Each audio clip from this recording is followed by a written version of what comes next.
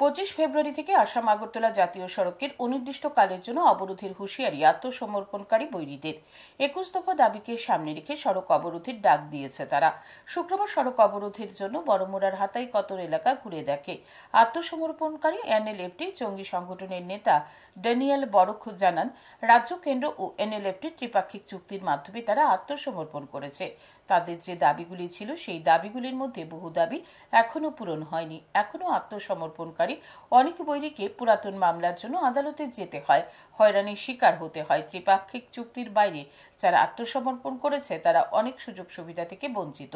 তিনি আরও জানান, ইতিপূর্বে ওনারা 4 থেকে 5 বার সড়ক অবরোধ করেছেন, কিন্তু কাজের কাজ কিছুই হয়নি। তাই তারা অনির্দিষ্টকালের জন্য জাতীয় সড়ক অবরোধের সিদ্ধান্ত গ্রহণ করেছে। তিনি আরও জানান, 24 ফেব্রুয়ারি থেকে সমগ্র রাজ্য থেকে আত্মসমর্পণকারী বৈরীরা বড়মুড়ার হাতাই কতরে জড়ো হবে। 25 ফেব্রুয়ারি সকাল 6টা থেকে শুরু হবে সড়ক অবরোধ। এবার কোনো প্রতিশ্রুতি না দিলে সড়ক অবরোধ প্রত্যাহার করা হবে না। জনজাতি কল্যাণ দপ্তরের মন্ত্রীকে অবরোধস্থলে গিয়ে কোথায়, কিভাবে, কি কাজ করা হবে তা বিস্তারিত জানাতে হবে। আমাদের মূল বিষয় হলো আত্মসমর্পণ করার পরও আমাদের যেটা অ্যাকসেপ্ট হয়েছে বা সরকারি স্বীকৃতি হয়েছে, তাদের অনেকেই এখনো কোর্টে যাইতে হয়, কেস আসে, ওইটা তো আসেই। এরপরে এখন আসে পার্মানেন্টলি যেটা সমস্যার সমাধান হোক।